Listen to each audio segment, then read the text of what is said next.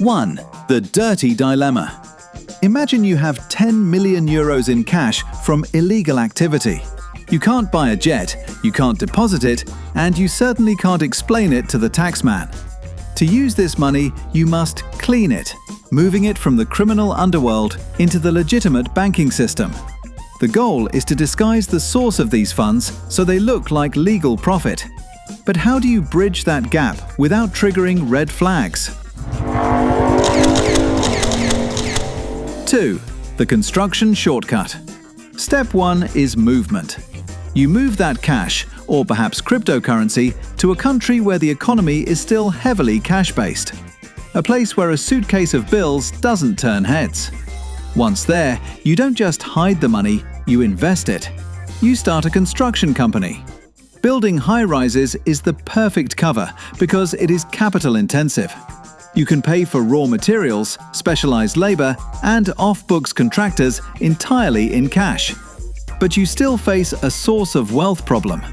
If a regulator asks, where did a new company get 10 million to start a project, you need a legitimate answer. This is where the friendly bank comes in. You approach a bank that is, shall we say, flexible. They issue you a formal loan for 10 million euros. The bank knows you already have the cash to cover it, so for them, there is zero risk. They charge a hefty interest rate as their cut for the service. Now you have a paper trail.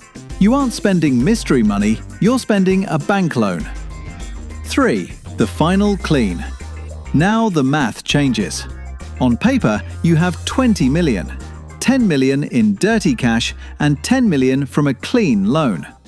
You build the complex, paying for everything with your cash reserves.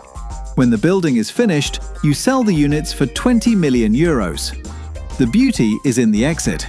You take that 20 million in sales revenue, pay back the bank's 10 million euro loan, and you are left with 10 million euros in pure, clean profit. If authorities ask where the money came from, you point to the real estate project. The crime has been erased, replaced by the bricks and mortar of a luxury apartment complex. 4. The Breaking Bad bottleneck. But even the perfect laundry has a limit. Call it the Breaking Bad problem. If you're using a car wash to launder money through fake invoices, you are physically limited by the number of cars you can wash. You can't claim you washed 1,000 cars an hour in a one-bay garage without looking ridiculous.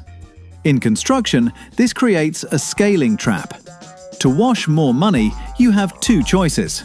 Buy another car wash, meaning build more buildings, which increases your costs and visibility.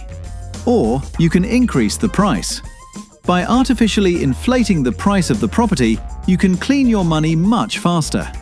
When everyone does this, prices skyrocket for everyone else. But that is a story for another video.